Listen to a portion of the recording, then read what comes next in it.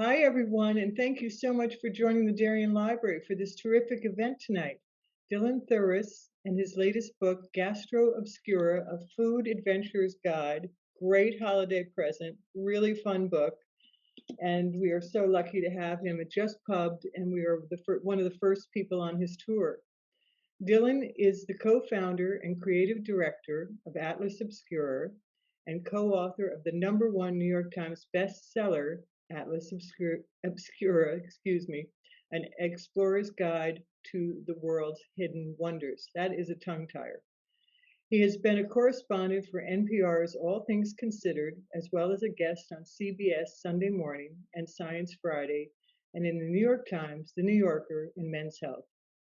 Dylan's pursuit of the unusual began when he was a teenager, exploring abandoned buildings in the Midwest.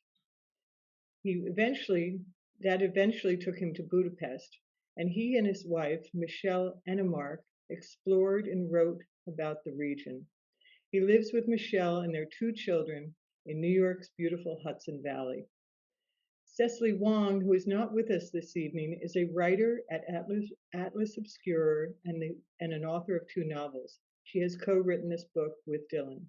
She lives in Portland, Oregon, and we will be missing her tonight, but we know that her contribution in this book are large.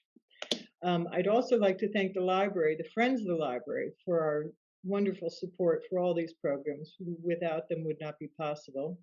And we'd also like to thank our friends at Barrett Books, who have stocked these books on their shelf for holiday gifts. So stop by and grab one tomorrow, or call them, or web order tomorrow or tonight. Thank you all, and please type your questions in the Q&A, and Dylan will be happy to answer them at the end. Enjoy, sit back and relax. Thank you, Kathleen. Someone gave you the long bio. I was like, thank you for that lovely introduction. Hello, everybody. Thanks for joining tonight. I want to warn you, my Wi-Fi has been a little wonky, so if I disappear, I'll try and come back via another means, but hopefully it doesn't prove a problem. I am gonna give a little presentation that will tell you a little bit about myself, why I wanted to make this book, Gastro Obscura, and take you on a little tour around the world to kind of give you a taste of what is in the book. So I think without further ado, should start that. Feel free to put any questions you have in the chat, and I will keep an eye on it, and we can look at them at the end of the session and answer anything you'd like to know. So I'm going to get going.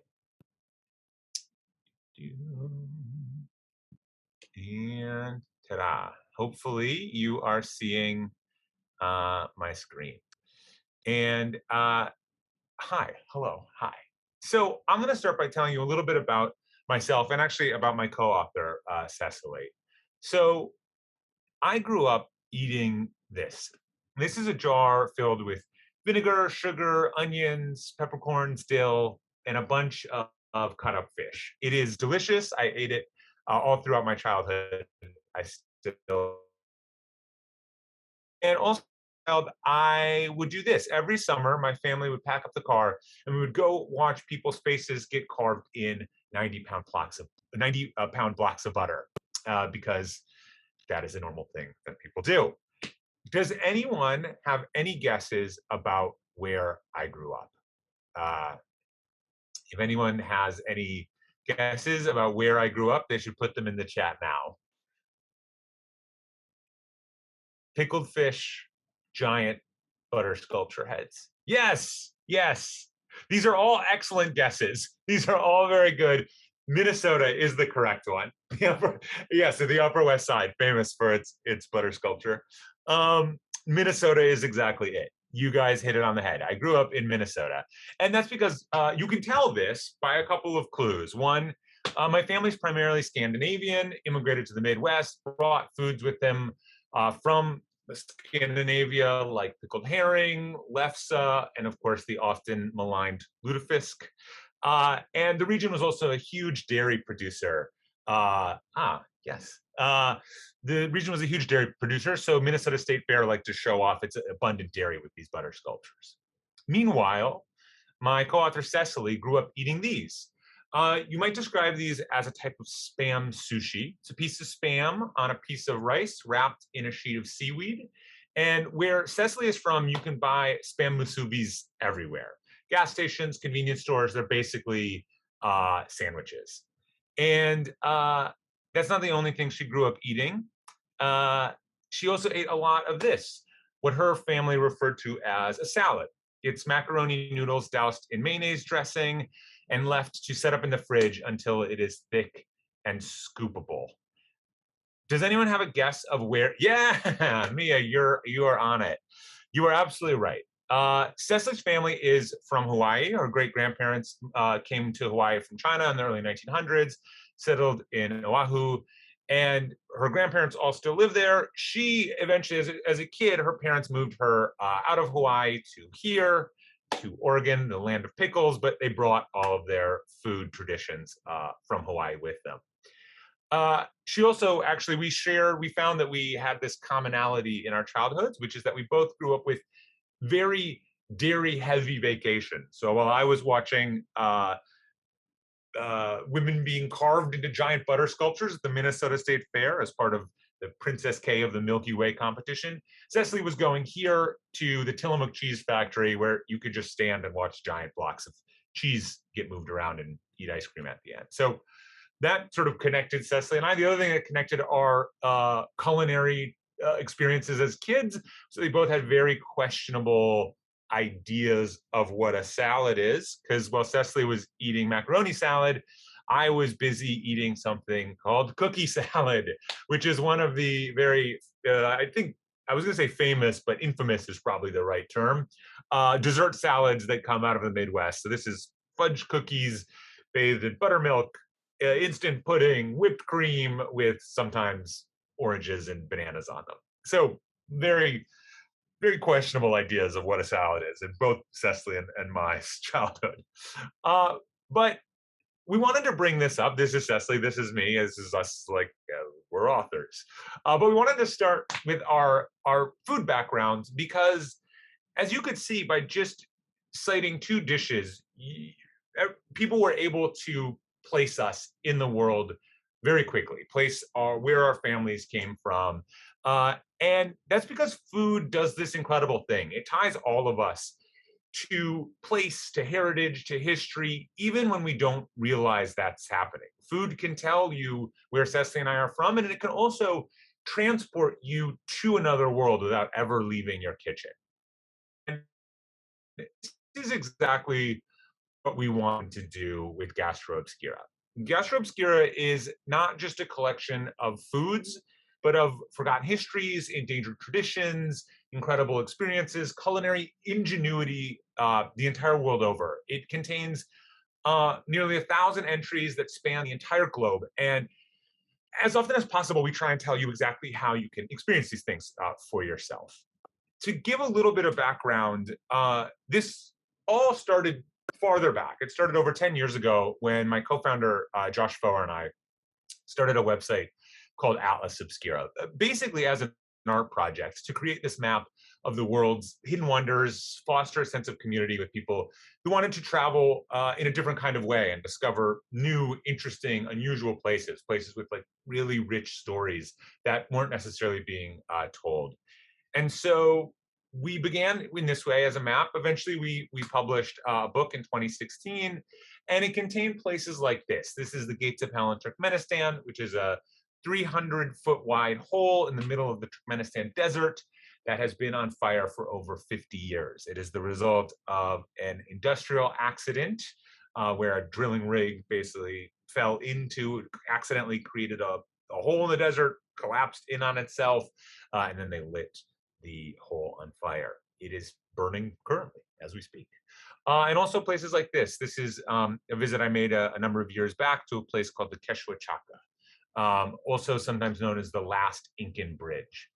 And this is an amazing place for a number of reasons. It is a sort of working, living piece of Incan infrastructure, but it's also even though it's ancient, it's remade every year. So every year, the villages that live near the Teshwachaka come together, cut it down, and they weave a brand new bridge out of the grass that grows on the hills in this region. It's an amazing place. But one of the central conceits of Atlas was that you didn't need to go to Peru or Turkmenistan to find something incredibly surprising or wondrous or delightful. You could find it in your own backyard. This is in my backyard. This is in Queens, and it's an incredible, beautiful temple called the Ganesh Temple, and it's wonderful. It's got this beautiful architecture.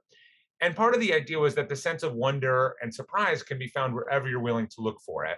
And one day, uh, in the Ganesh Temple, we looked down and we found that sense of wonder basically right in front of us, quite literally, because in the basement of this temple in Queens is some of the best dosas you can find in the city. It's got this dosa canteen, and those dosas tell the story of the neighborhood, of the people eating there. They are a story of immigration and cultural adaptation and preservation.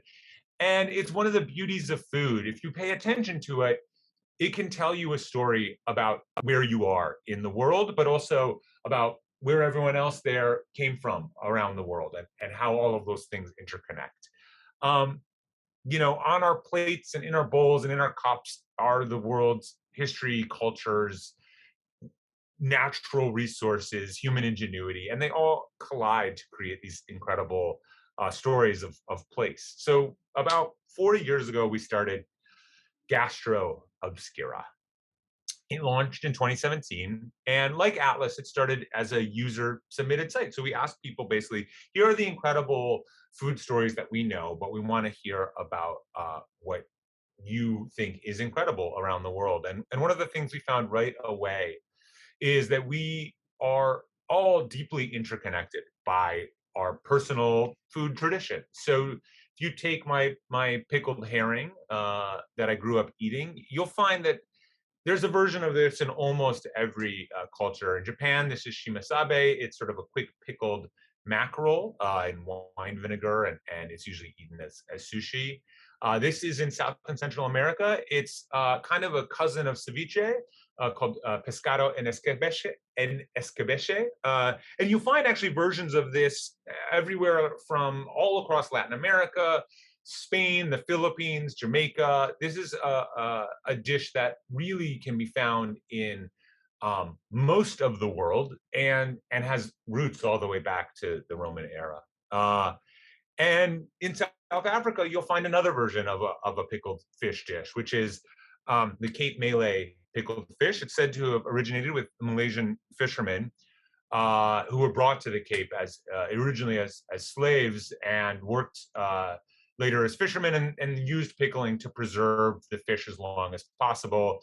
It's since gone on to become a popular Easter dish, along with chocolate eggs and hot cross buns. And what we saw as we looked at all these connections across culture and across geography was that all of this work, and especially in things like pickling, fermenting, brewing, smoking, drying, in the case of lutefisk, dousing it in lye so that it becomes deadly, but then rinsing it out. It's all a kind of act of transformation, transmutation. It's a way of, I find it to be a kind of magic through food. And so much of the history of food was about finding whatever ingenious ways you could to preserve whatever calories were available. And that includes things that today we might sort of find unappetizing, but everything from worms, insects, eggs of every variety, fat, blood, all of those were important available calories. And keeping them edible as long as possible was also really essential. And so every single new dish, every new method of preservation was a little bit of kind of human brilliance, of human ingenuity.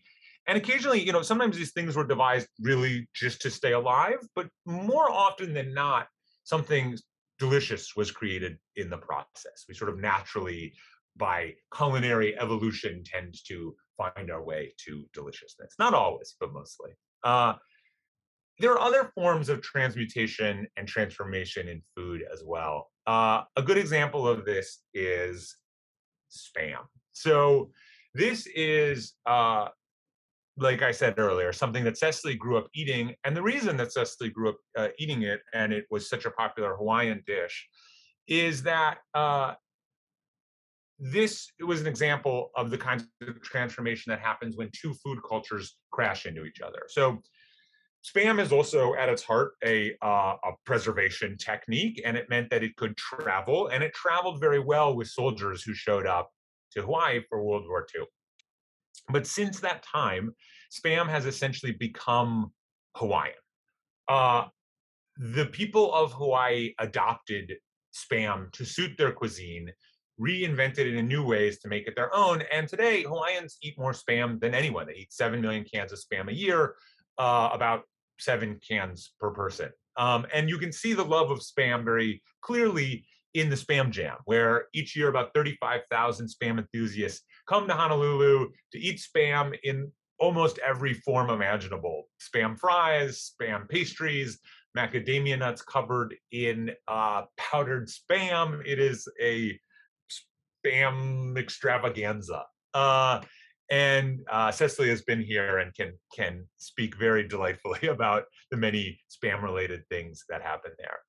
And you see this again, this kind of incorporation, this collision, sometimes violent collision of food cultures, and then this sort of transformation into yet a new thing. So this is a similar story found in South Korea with budae, or what is sometimes called army-based stew. And this time spam showed up during the Korean War. And the Koreans were having food shortages, and the Americans had all of this preserved food. So Koreans began bartering with the Americans for whatever they could get their hands on, or scavenging it if it had been thrown out. And again, this is a story in a lot of ways of deprivation. But the thing that came out of it was when they looked at what the food was available, they found in the GIs leftovers or what they bartered for, canned beans, American cheese, hot dogs, and spam. And this was combined with traditional South Korean dishes like kimchi, vegetables, chili paste, noodles to create this really delicious, incredible stew, budae. And today, it is now sort of anywhere the Korean diaspora has spread, you can get a bowl of budae.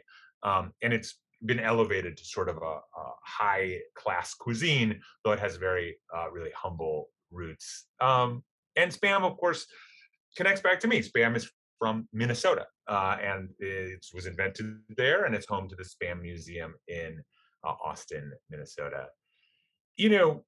Every single thing we looked at in this book had some interesting parallel. My butter sculptures, which can be found at a number of any kind of dairy heavy state fair, probably has a version of these.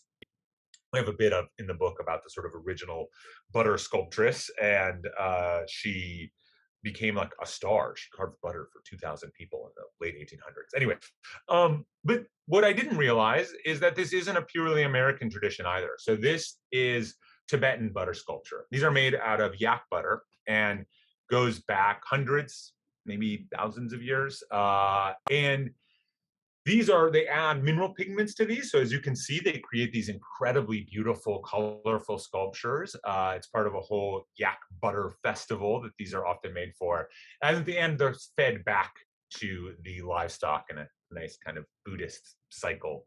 Also, I should say that these butter sculptures in Minnesota are also fed back to the models. The models who sit for them get to take home their butter head and often will host a pancake breakfast and then carve off slices of themselves to put on the pancakes, which is also sort of that weird, nice Buddhist cyclical thing. I don't know. And so this is another example of one of these interesting parallels, but it's only one. And so this is a good example of a monastic food. And we found really rich vein of tradition and singular food items in monastic cultures all over the world. Monks, nuns, monasteries, temples, these monastic meals sometimes preserve incredible and very unique food traditions. Often they're in beautiful settings. And also, quite often, they will get you absolutely wasted. There is a very strong tradition. Yes, you need to keep spam if you live in Hawaii. That's correct. There's a very strong tradition of monks making various tipples and drinks. This is Linsfarn Island, known as Holy Island, and medieval monks once made mead here. They're still making a sweet mead on this island, which was considered by the Greeks to be the nectar of the gods. And it's also a tidal island, which means that you only can cross to it during low tide. So if you miss the evening tide, you've got 12 hours to drink more sweet, sweet honey wine. If you really want to get ripping, you should head to the French Alps to meet the Carthusian monks, because they make, and maybe some of you have this, a delicious drink called Chartreuse. The monk order formed in about 1000, and then formed into a very powerful order of silent monks, the Carthusians. And in the 1600s, they were given as a gift from royalty an ancient alchemical manuscript for an elixir that was said to prolong life. They looked at it and basically were like, we can't make this. It called for 130 different plants. It required distillation, infusion, maceration techniques. It was incredibly complex. And no one tried to actually make it until around 1737. But eventually someone did manage to brew this alchemical mixture, although probably they changed a number of things. It's still kind of a secret what's exactly in there. But they did finally make a bottle, and they delivered that lone bottle of herbal tonic to the surrounding villages by mule. That original chartreuse was 69% alcohol. So when I say they'll get you ripping, I am very serious. Eventually, they realized that this was maybe a little strong. They developed a milder liqueur called green chartreuse, which is what we drink today, although it's still 55%. It's not nothing. But it's this incredible herbaceous sweet liquor, and still made by only this order of monks. There are just two monks who handle the entire process, passing down the recipe from generation to generation, Dom Benoit and Dom Jean-Jacques. And then once they've made a batch, they basically put it in these huge casks inside the world's longest liquor cellar. So these are monks who are definitely doing something extremely singular in the world. If you were hoping for something a little more calming from your religious culinary experience, you might want to go for some tea at China's Mount Hua. But to get there, it's not a very calming experience, not at first. So you have to you can take a gondola up for the first 5 hours of the trip up this mountain, but then you have to take what's been called one of the most dangerous hikes in the world. This includes basically this plank walk where you shimmy along wooden planks mounted onto the side of the mountain's face. It's a quite popular tourist destination, so it's actually pretty crowded. I don't know if that makes it better or worse that you are sometimes crossing over other people, and that there's a guy stationed on the side of the mountain with a printer and a laminator so you can get a photo of yourself taken. But that's how you get to the top.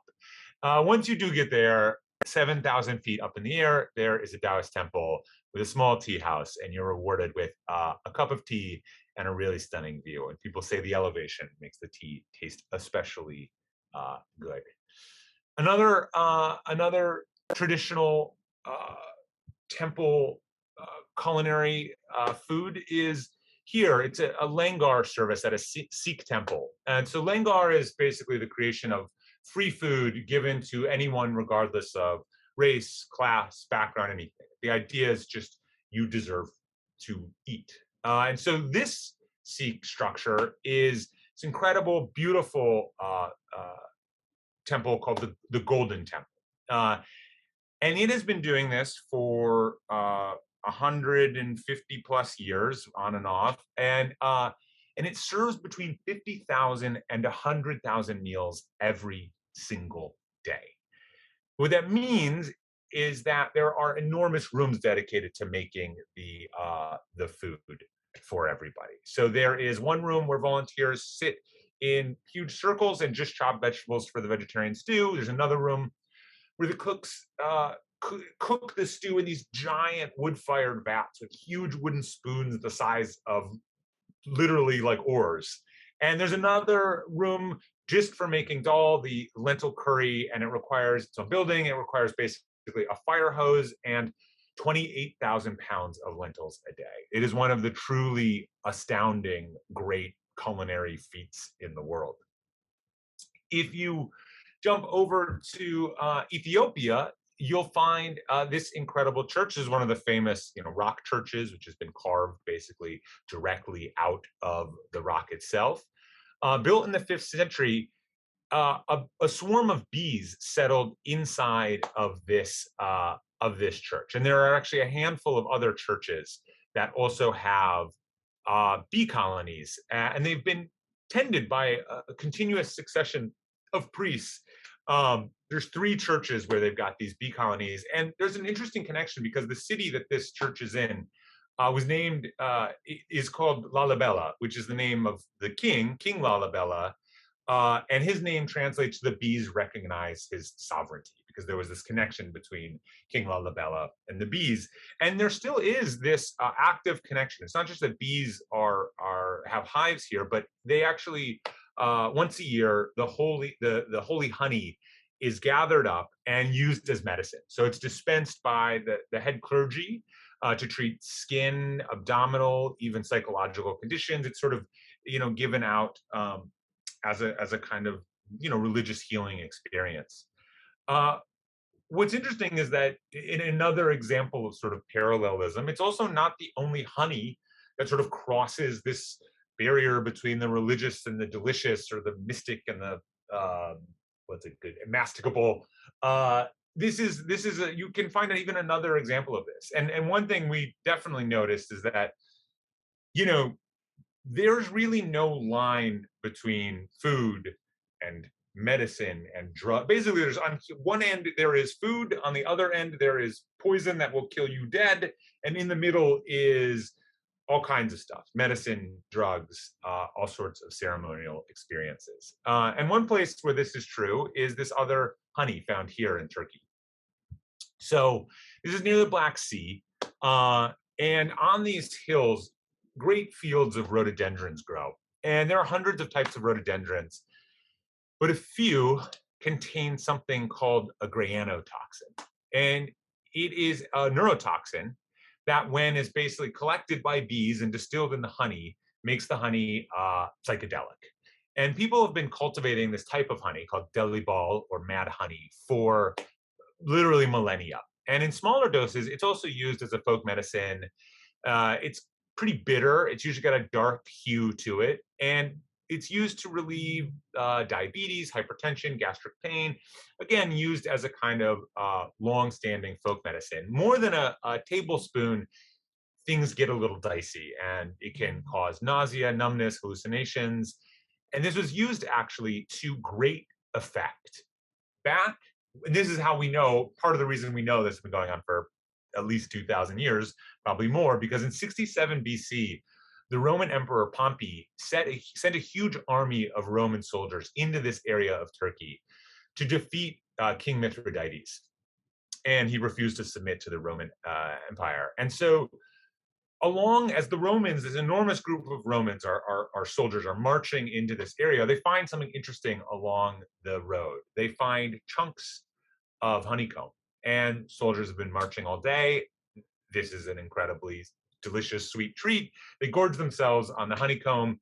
Shortly thereafter, they start to lose both their physical and mental abilities, and King Mithridates' army sweeps in and basically sacks the whole bunch. So, a good example of sort of both the fuzzy barrier between food and psychedelics, and food as a weapon of war, basically, in this case. Another example that you wouldn't necessarily want to bump into is this. This is a Selima Porgy, and it's a lovely little fish. It's about yay big, and mostly it's delicious. It's served fried across the Mediterranean. It's particularly eaten around the French Riviera and in Tunisia. Um, but once in a while, things go uh, they go different. And that's because this dish eats a type of algae, and they're not positive what exactly is happening. But occasionally, certain of these fish cause massive hallucinations. In Arabic, the name of this fish is the fish that makes dreams. And it's a pretty mild way of describing what the experience this fish is capable of inducing. Um, Basically, there was a 2000. What happens is every pretty often, I won't say every year, but often enough that it's a known common occurrence.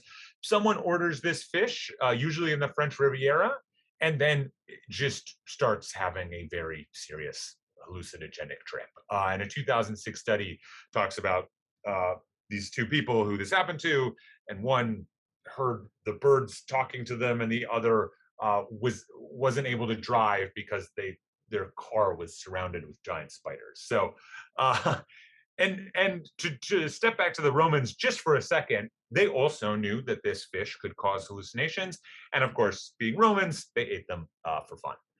They're still eaten ceremoniously today, actually by Polynesians.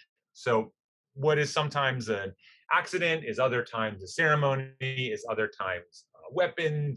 Food is used in these really interesting, really fluid ways. If you want to do something a little less intense than any of the things I've been talking about, you might try one of these. This is what's called a miracle berry, and it's found across West Africa, Burkina Faso, but other places. And these people eat these to do something called flavor tripping, which is much less intense. Basically, when you eat these berries, they coat your taste buds, and they have something in them called miraculin, which makes sour foods taste sweet. People have been eating these for hundreds and hundreds and hundreds of years, and they would eat them especially before drinking sour palm wine or eating sour bread. But once you've eaten one of these, a lemon will taste very sweet. You have to give it some time. It takes about 30 seconds to coat your tongue and set in. But once that happens, uh, lemons taste great, limes taste great, goat cheese tastes like you've eaten a bite of cheesecake. And this is just a really fun thing. I ate a couple of these with my son, who's 6, and we had a blast. Uh, you know, I think whether it is dissolving the barriers between sort of food and drugs and food and medicine, or the way that the introduction of a new ingredient can transform cuisine, like spam in Hawaii or South Korea, or just parallels, just sort of similarities found in things like the Minnesota State Fair butter carvings and Tibetan monks carving in butter. Food has this unbelievable ability to make connections and sort of endlessly recombine into new forms. But when I was a kid, growing up in the 80s and 90s, there was sort of, I only really knew who one chef was, and it was a guy named Wolfgang Puck. And he had this big thing going on then, which he called fusion cuisine. And this, what he touted as this kind of revolutionary idea of combining Asian and European ingredients and techniques. But the thing is, and sure, you can combine bibimbap and tacos, and sometimes it's really delicious. But I don't really think fusion is a cuisine. I think fusion is effectively food itself. The history of food is the history of fusion. If you look at this, is a German spit cake that Dutch traders took to Indonesia. In Indonesia, locals added spices that were local to the area, like cinnamon and cloves, to make it better. And they made the layers not on a spit, but by broiling thin layers of cake that they piled onto each other. And making this cake required butter from the Netherlands, spices from Indonesia, and now it belongs to both cultures. This is called a morkovcha, and in the 1860s, thousands of Koreans left Korea because of famine and went into Russia. And then in the 1930s, they were pushed even farther by Joseph Stalin, who declared them to be an unreliable people and forcibly and violently relocated them to parts of Uzbekistan and Kazakhstan, where they were forced to adopt to new ingredients yet again, and morkovcha emerged, which is basically a sort of spicy carrot kimchi, which now has spread out and is beloved across Russia and Uzbekistan and Kazakhstan, and in fact has sort of only, in some ways, only just made it back to Korea. But if you go to Brighton Beach, you go into a grocery store, you will find morkovcha. This is Brazilian sushi. Brazil's home to 1.5 million people of Japanese descent, which is the largest population outside of Japan. And they have their own tradition of Japanese hand rolls. You can't tell how big this is, but it is big. And a roll like this is filled with things like mango and kiwis, and basically has its own entire unique identity of Brazilian sushi. This is Okinawan taco rice, another sort of example of GIs showing up and bringing, in this case, another kind of fusion food, tacos, to Japan, where this dish was created and is now what you will get if you go to, say, a Taco Bell in Okinawa. This is in Eritrea. It's spaghetti al sugo el berber, and it is the mixture of basically local Eritrean cuisine with the Italian occupation. And so this tomato sauce is laced with chili peppers and ginger and nigella and fenugreek. And then it's eaten on injera, which is the sort of classic spongy flatbread. This is chicken tikka masala, which is made basically because it's probably we've all had it, and made because drunk people in Britain love gravy. There was a huge diaspora out of India and Pakistan to the British Isles, and restaurants stayed open late to cater to sort of an audience that wasn't being served, which meant a lot of drunk British people showing up after the taverns closed. And back in the 50s, 60s, chicken tikka was still served dry. It was the kind of dry rub style. And British people said, I'm drunk and I wish there was gravy on this. And some ingenious chef, basically, they don't know exactly what happened, but very possibly sort of just combined chicken tikka with Campbell's tomato soup. That's one theory of sort of the very first version of this dish. And created chicken tikka masala, which is a thing entirely onto itself now. And is the national dish of Britain. And so every single food item we can think of is an example of this kind of thing. Even ramen, which people think of as sort of quintessentially Japanese, borrows a noodle that was originally from China. Food itself is borrowing, combining, transforming. Often the circumstances of these collisions are terrible. They are the results of colonialization or war or forced diaspora or slavery. But as these sort of terrible circumstances happen, food emerges out of it. Everyone still has to eat, and then over time, food has this way of belonging to the people who make it theirs. And each of these dishes sort of comes to exist on its own terms. And I have come to believe that even the term fusion is not right, because fusion suggests two things coming together and merging into one.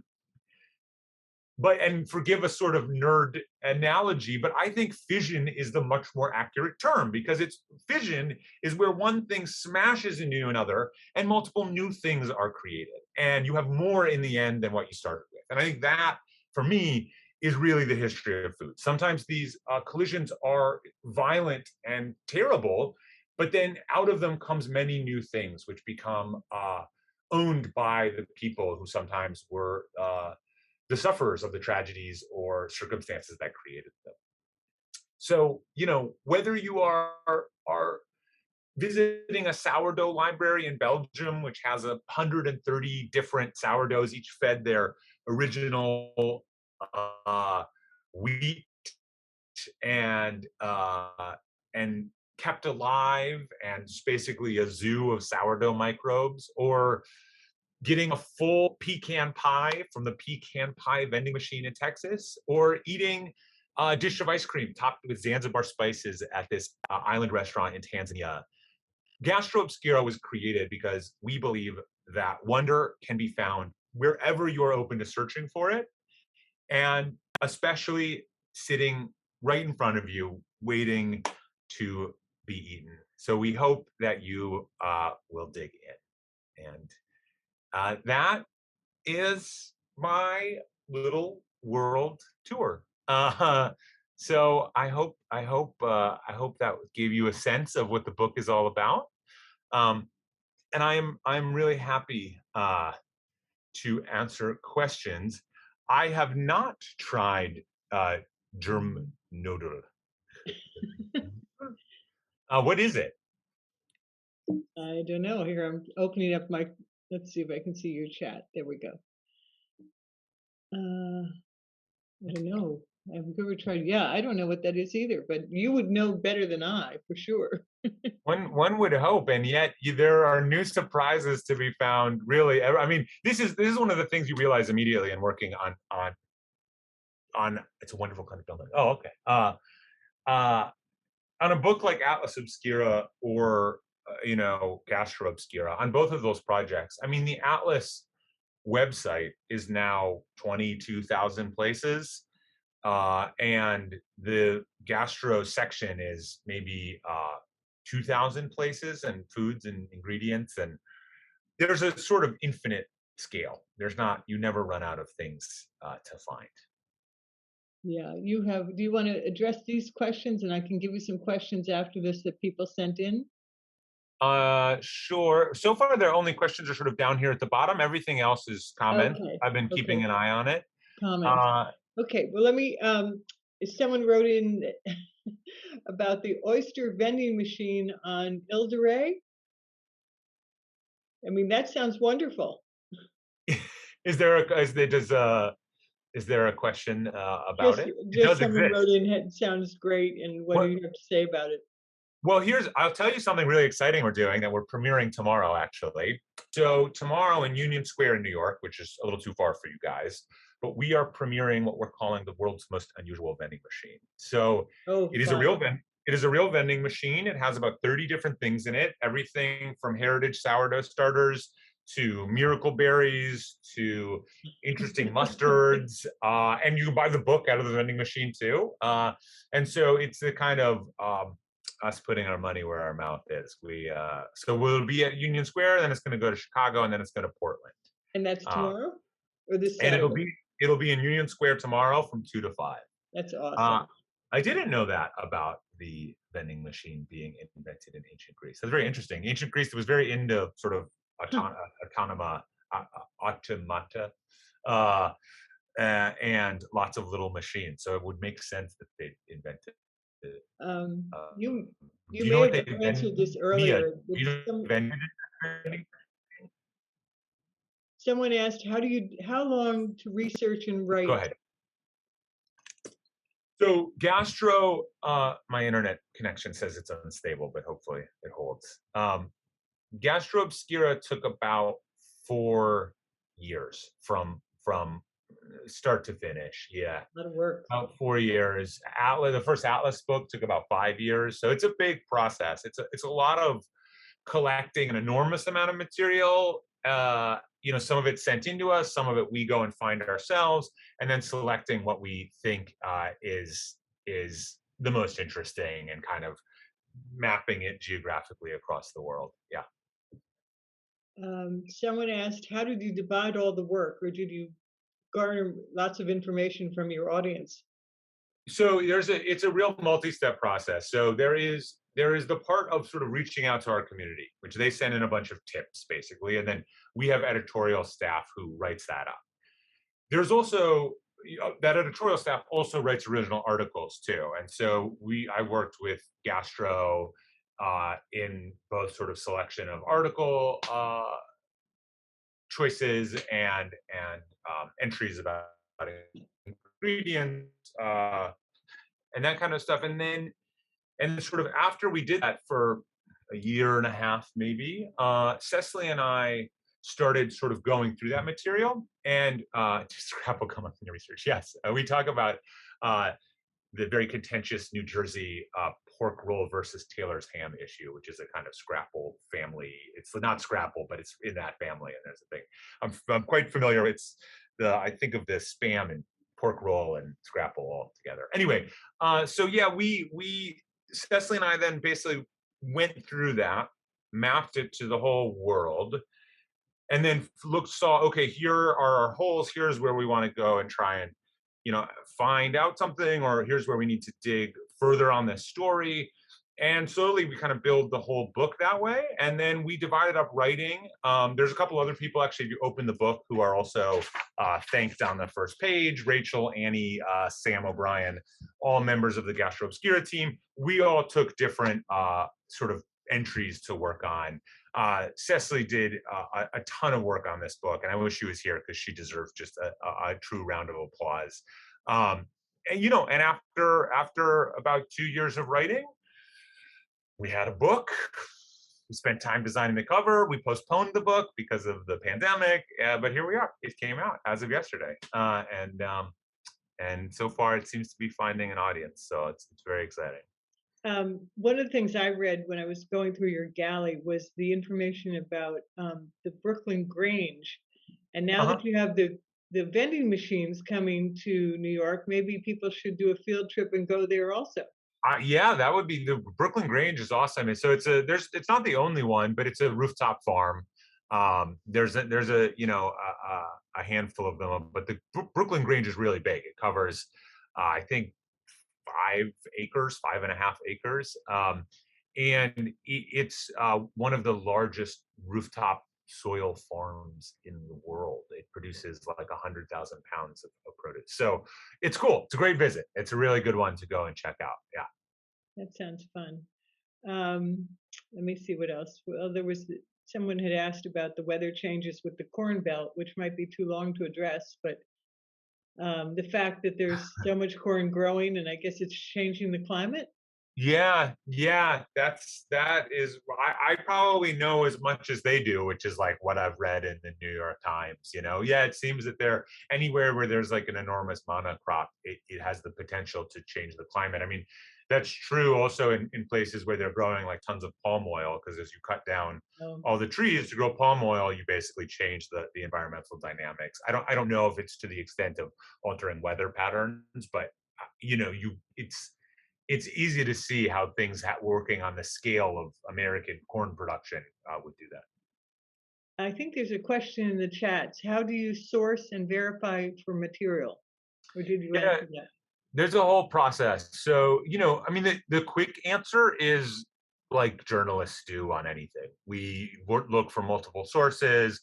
If we can, I mean, just to be very upfront, we were not able to travel the world and go to all 1,000 locations to eat the food, although many things we were able to try either in a local New York restaurant or order online or whatever. We did our best to sort of make sure that we could give our own impression of the foods in the book.